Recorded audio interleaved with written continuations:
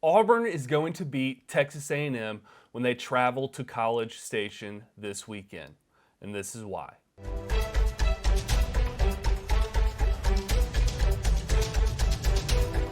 The first reason why Auburn will beat Texas A&M is because it's not that hard to win at College Station. Let's just look at the facts. This year alone, Texas A&M has lost to Arkansas at home. They lost to Mississippi State at home, and this is a Mississippi State team that's lost to Memphis and LSU this year. So it's just not that hard to win at College Station as the Aggies want to make it out to be. The truth is, since Texas A&M has joined the SEC, Auburn is undefeated at College Station, and I don't expect that to change this year. My number two reason is Auburn's already shown that they can beat quality opponents.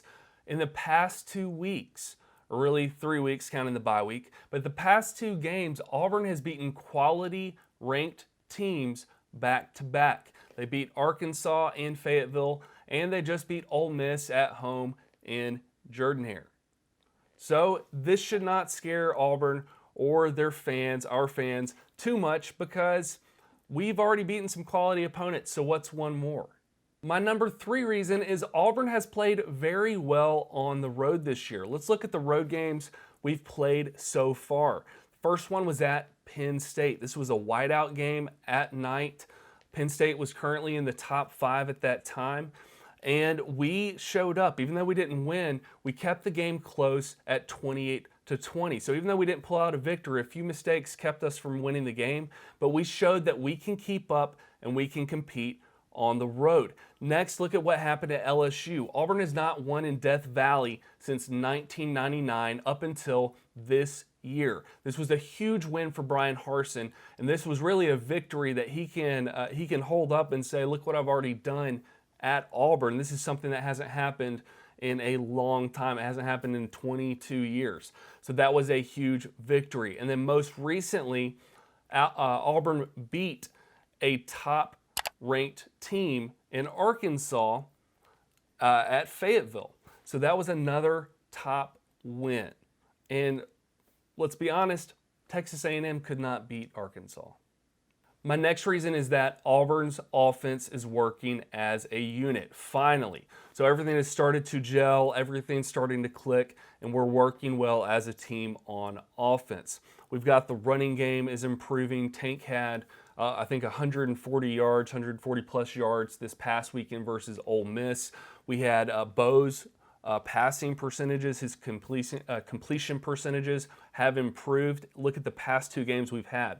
Versus Ole Miss, he was 73% in his completion rate. And then on the road at Arkansas, 81%.